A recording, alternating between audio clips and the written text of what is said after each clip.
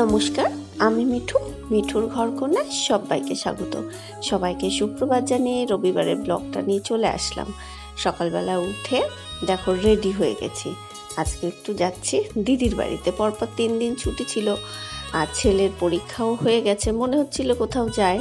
তারপরে দিদিকে বলেছিলাম হয়তো যাব। তারপর দিদি রাত্রে ফোন করলো যে কী রে, তোরা আসছিস না? আসলে অনেকগুলো কাজও পড়ে গেছিলো। এই ছেলের স্কুলে ছুটছি, ফর্মটা ফিল আপ করতে হবে, অ্যাডমিশন করতে হবে, না আরও টুকিটাকি না অনেক ধরনের কাজ ছিল, যে কারণে প্রথমে ভাবছিলাম যাব না। তারপরে মানে শনিবার দিনকে রাত্রে আমরা 10:30টার সময় দিদিকে যা ফোন করে বললাম, দিদি কালকে তাহলে সকালে আসছি। এরপর খুব সকালবেলা উঠে আমি শ্যাম্পু করে চানটা করে নিলাম, করে ঠাকুর পুজো দিলাম। তার আগে ঘরটা ঝাড় দিয়ে শুধু ঠাকুর ঘরটা মুছেছি, সব ঘরটার আর মুছিনি। তারপর বেরিয়ে গেলাম। দেখো কথা বলতে বলতে দিদির বাড়ি পৌঁছে গেলাম। গিয়ে দেখি এই দেখো ছোট্ট হিরোকে দেখছো, আমাদের নাতি হয়, মানে দিদির ভাসুরপোর ছেলে। দিদির নাতি, দিদি ঠাকুমা হয়, মানে আমিও কিন্তু ঠাকুমা হই, বুঝে গেছো, আমিও ঠাকুমা হয়ে গেছি। তারপরে জামাইবাবু অলরেডি সকালবেলা মাছ ধরে ফেলেছে। আমি বলেছিলাম আমি যাওয়ার পরে ধরবেন, এবার আমাদের দেরি হচ্ছে বলে এবার রোদ উঠে যায় তো জামাইবাবু মাছ ধরে নিয়েছিল, সেগুলোই যাওয়ার পরে দিদি কাটছে।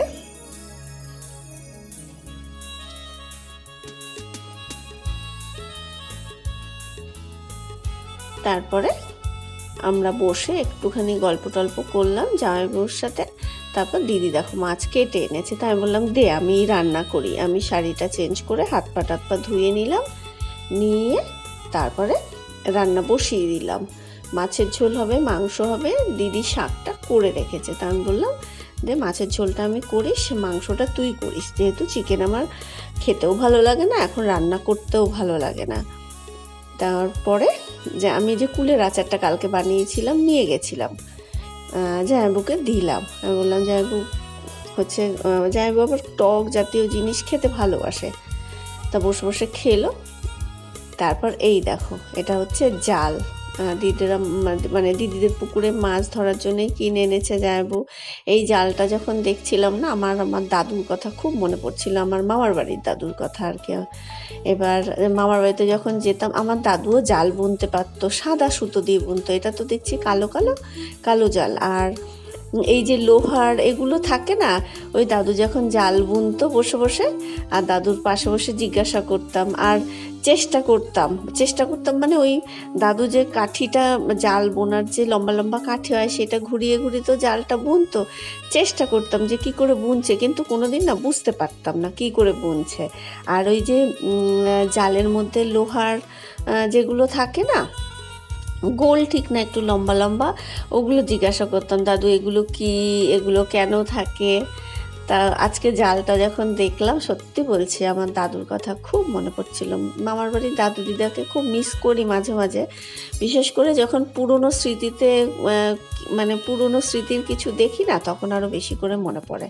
এরপর দেখো দিদিদের কচুর গাছে গিয়ে দেখি আবার কচুরলতি হয়েছে। এই কচুরলতি যে কতবার আমার বাড়িতে এসছে, আর কচুরলতিগুলো খুব সুন্দর হয়।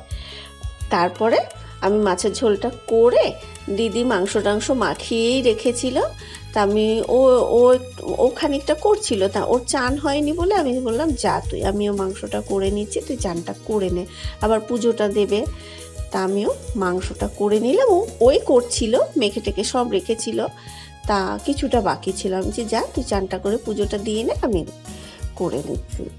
তারপর এই ভদ্রলোককে দেখো দিদি কতবার বলছে, জামাইবাবু বলছে যে যাও খাটে গিয়ে ঘরে শো। ও শোবে না, এখানেই শোবে, কারণ বাইরে দিয়ে সুন্দর হাওয়া আসছে। তা এখানে ভদ্রলোক ঘুমাচ্ছিলেন, খানিক নাক টাক ডেকে ঘুম দিলেন। এরপর হচ্ছে দিদি ভাত বাড়লো, আর ওরা একটু সকাল সকাল খায়, যেহেতু আমার হাজব্যান্ডও খুব সকাল সকাল খায়। আমি বরঞ্চ ছুটির দিনে ঘরেই আমার একটু দেরি হয়ে যায় রান্নাবাড়ি করতে, না হলে ওর ব্যাংকেও তাড়াতাড়ি খেয়ে না, আর এমনিতে দিদিদেরও 1:30টার মধ্যে বললো আমাদের দুপুরের খাওয়া হয়ে যায়। একটু গ্রামের দিকে না সব কিছুই তাড়াতাড়ি হয়, যেহেতু ওঠে সকালে, আমাদেরকে একটু উঠতেও দেরি হয়, কাজে কর্মেও দেরি হয়। তারপর ভাত টাত বেড়ে সবাই মিলে খাওয়া হলো। আগে ওরা খেয়ে নিচ্ছে, আমি আর দিদি পরে খাবো, ওদের খাওয়া হয়ে গেলে। আমি হাতে হাতে দেওয়া থাওয়া করলাম, দিদি ভাতটা বেড়ে দিল, আমি তরি তরকারিগুলো দিয়ে দিলাম। তারপর আমার ছেলেকে তো আবার একটু ভাতটা মেখে দিতে হয়, মানে একটু শাক টাক প্রথমে যে থাকে না, একটু মেখে দিই, না হলে একদিকে তরকারি, একদিকে ভাত, একদিকে ঝোল এরকম থাকে। তারপর আমি আর দিদিও খেয়ে নিলাম, ওদের খাওয়া হয়ে গেলে একটুখানি দুপুরবেলায় রেস্ট করছিলাম। তারপর উঠছি, মানে আমার দিদির মেয়ে, ওর বান্ধবী আসলো, তা বললো চলো মাসিমণি মাঠে যাই। আমিও মানে বলছিলাম চল মাঠে যাব একটু। এবার মাঠে আসলাম, কি সুন্দর ধান হয়েছে দেখো। এমনিও দিদি যা আমি ফোনে বলেছিল যে এবার খুব ভালো ধান হয়েছে, সুন্দর ধান হয়েছে। সত্যি তাই, ধানগুলো দেখে না মনটা ভরে গেল। আর খুব ইচ্ছা করছিল একটু নিচে নেমে ধানে একটু হাত দিই, কিন্তু ধান গাছের গোড়ায় না পুরো জল ভর্তি। এবার পুরো কাদা মাদা মেখে একাকার হতো, আর শাড়ি পরে একেবারে আছড়ে পড়তাম, তাই আর নামলাম না। কিন্তু ইচ্ছা করছিল, সত্যি খুব সুন্দর ধান হয়েছে, মানে ছবিতে তো এত ভালো বোঝানো যায় না। আর আমি দেখেছি ধান গাছের না এক এক সময় এক একটা রূপ হয়। যখন একদম ছোট থাকে কার্পেটের মতো লাগে, এই সময়টা একটু বড় হয়েছে, এইটাতে আবার অন্য রকম রূপ, আবার পাকলে আর এক রকম রূপ। দিদিদের পুকুরে অনেক জল কমে গেছে, তা জামাইবাবু বললো যে পুকুরে একটু জল ছাড়তে হবে, অনেক জল জমে গেছে, জল কমে গেছে, অথচ মাছ তো প্রচুর আছে। তারপর উঠছি, আর ওর বান্ধবী রিমা, ওরা একটু কায়দা করে ছবি টবি তুলছে, আর আমিও একা একা একটু এগিয়ে গেলাম, গিয়ে কি করবো, একা একাই আছি, গিয়ে একটু আমার মতন করে একটু ছবি তুললাম।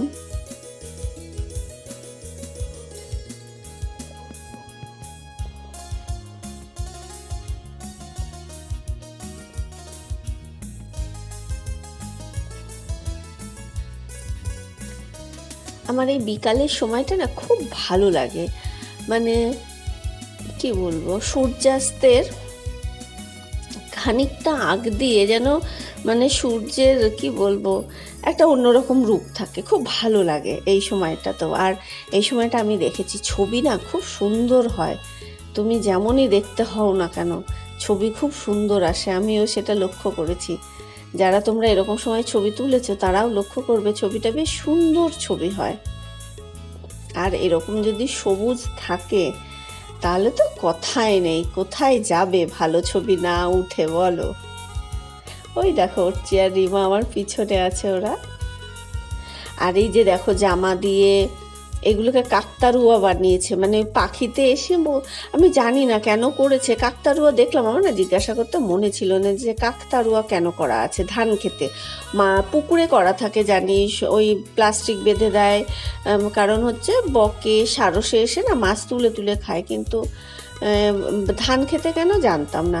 এবার দেখে দুটো ছাগল বাঁধা রয়েছে, এবার সামনে যাচ্ছি আর ও আমাকে গুতাতে আসছে, মানে দৌড়ে আসছে, তো একটুখানি তুলে নিলাম ছবি।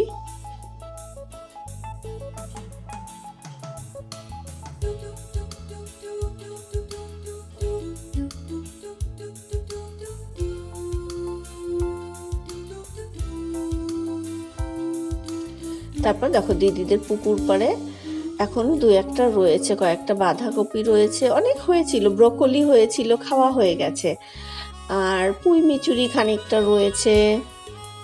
এগুলো খাওয়ার জন্যে করে তো খাওয়া শেষ, এগুলোর এখন আর কি বলবো গাছ কেটে ফেলার সময়। ফুলকপি, এই বাঁধাকপিরও, আর এইগুলো হচ্ছে ব্রকলি হয়েছে। দিদি বললো অনেকগুলো, প্রায় 7-8টা হয়েছিল, ওদের খাওয়া হয়ে গেছে, ছোট ছোট হয়েছে। এবার যেমনই হোক বলো, নিজের জমির ফসল, নিজের হাতে গাছ লাগানো গাছে যদি আমার মনে হয় 2টো লঙ্কা 2টো টমেটো হয় না, তার আনন্দ কিন্তু আলাদা।